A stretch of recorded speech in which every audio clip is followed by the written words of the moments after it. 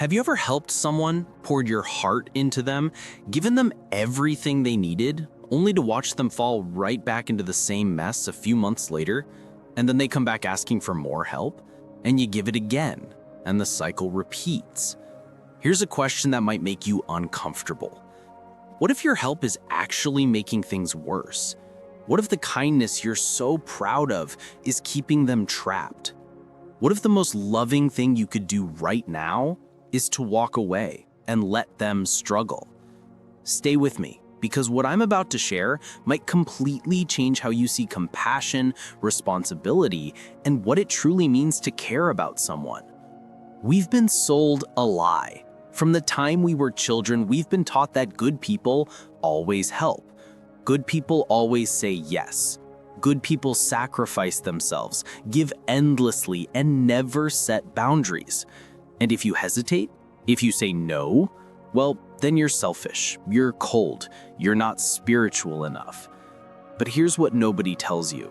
There's a difference between helping someone grow and helping someone stay stuck. There's a difference between compassion and enabling.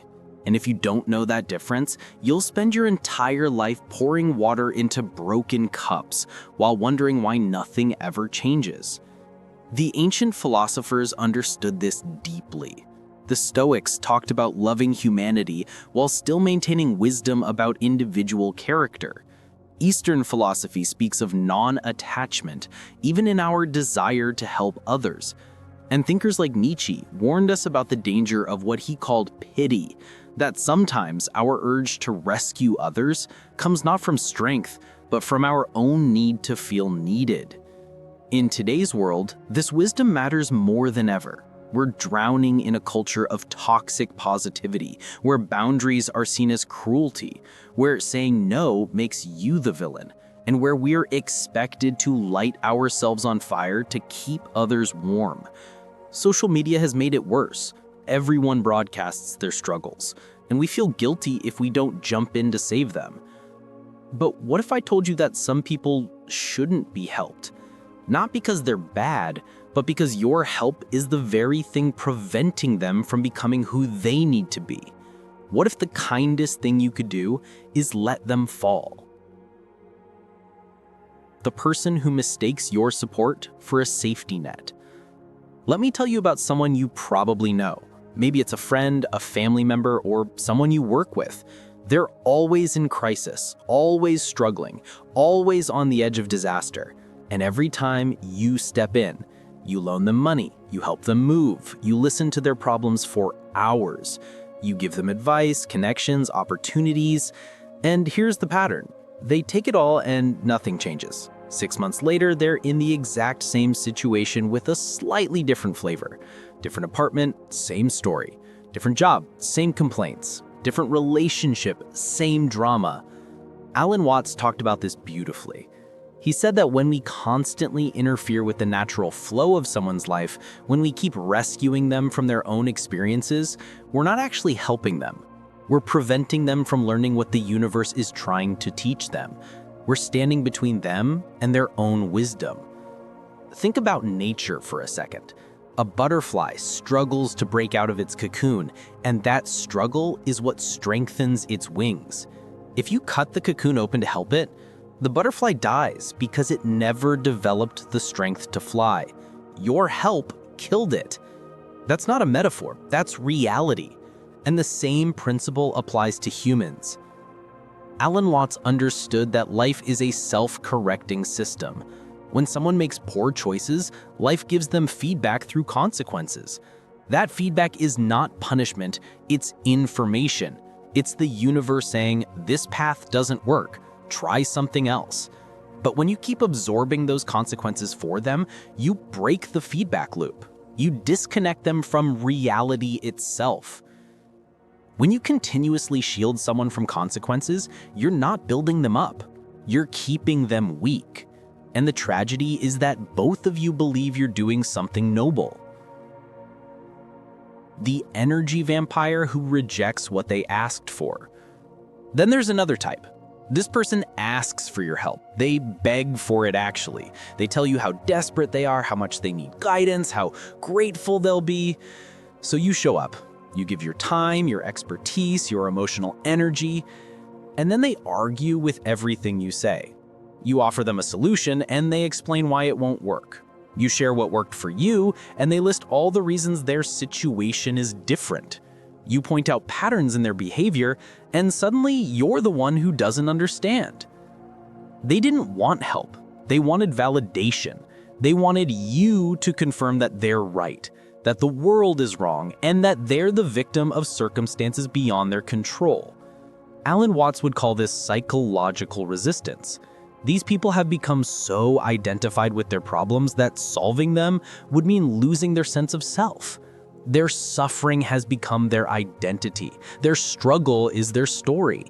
And if you try to take that away by actually solving their problems, they'll fight you because you're threatening who they think they are. I watched this happen with someone close to me. She complained constantly about her job, said it was destroying her mental health, and kept asking, "What should I do?"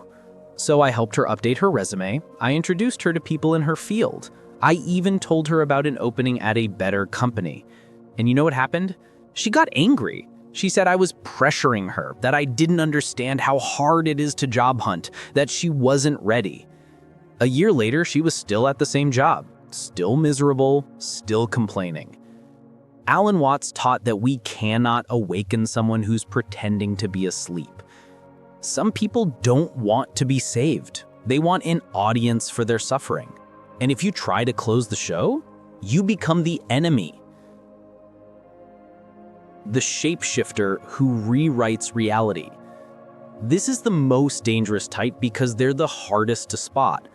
These are the people who seem genuine, who tell compelling stories, who make you feel special for helping them. They're skilled at reading people, at knowing exactly what to say to open your wallet or your heart. Here's how you spot them. Their story changes depending on who they're talking to. To you, they're the victim of a cruel boss. To someone else, they're the hero who stood up for what's right. To another person, they're the misunderstood genius. And if you ever compare notes, none of it lines up. They'll make you feel like you're the only one who truly sees them, who truly understands them. And that feeling is intoxicating. It makes you want to help more, give more, prove more. But it's a trap. The moment you can't give anymore, or the moment you see through the performance, they'll recast you as the villain in their story and move on to the next person. Alan Watts warned about this pattern. He talked about how some people have learned to manipulate the natural compassion of others, turning kindness into a currency they can exploit. The manipulation isn't always conscious. Some people have been playing this game so long they don't even know they're doing it. But the effect is the same. They consume your resources, your energy, your goodwill, and leave nothing but confusion in their wake. The rebel without self-awareness. And then there's the person who knows better but simply refuses to do better. They've had every advantage, every opportunity, every piece of advice. They know what they should do. They just don't want to do it. This might be the hardest person to stop helping because you can see their potential so clearly. You know what they're capable of. You know that if they just made different choices, their life would transform. So you keep believing, keep hoping, keep investing. But here's what Watts understood deeply. You cannot force wisdom onto someone who is committed to their own foolishness. Some people have chosen a particular path, and that choice is sacred, even if it's a path toward destruction. You cannot want someone's transformation more than they want it themselves. I'm talking about the person who knows they drink too much but won't stop. The person who knows they're sabotaging their relationships but keeps doing it. The person who understands they're wasting their potential but refuses to change. They'll nod at your advice. They'll agree with your observations. They'll even thank you for caring. And then they'll go right back to what they were doing. Watts would say this is their karma to work through. Not karma as punishment, but karma as the natural unfolding of cause and effect. And when you keep interfering, you delay that unfolding. You stretch out their suffering instead of letting it reach its natural conclusion, which is the only place where real change becomes possible. The core principle, non-interference as wisdom. So what ties all of this together? It's a principle that Alan Watts spent his life teaching, the wisdom of non-interference. In Eastern philosophy, it's called wu-wei, action through non-action. It's the understanding that sometimes the most powerful thing you can do is nothing at all. Here's the test. When you help someone, do they use it as a stepping stone or a hammock? Do they grow stronger or more dependent? Do they learn, or do they just wait for the next rescue? Watts taught that real compassion isn't about making people comfortable. Real compassion is allowing people to encounter reality as it is, without your filter, without your rescue, without your interference. Because it's only through that direct encounter with reality that wisdom arises. Good soil produces fruit. Bad soil, no matter how much you water it, produces nothing. And you're not being cruel by acknowledging this, you're being honest. The cruelest thing you can do is enable someone's self-destruction while calling it love. So where does this leave us? Does this mean we become cold and turn our backs on everyone? Absolutely not.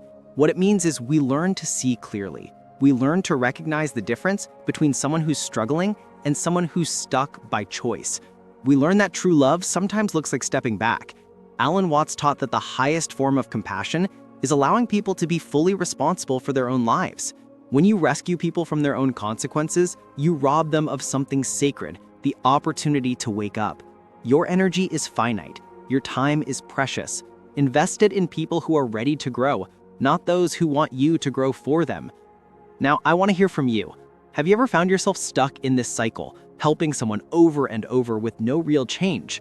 Or maybe you've been on the other side. Maybe someone's refusal to help you was actually the wake-up call you needed. Drop a comment below and let's talk about it.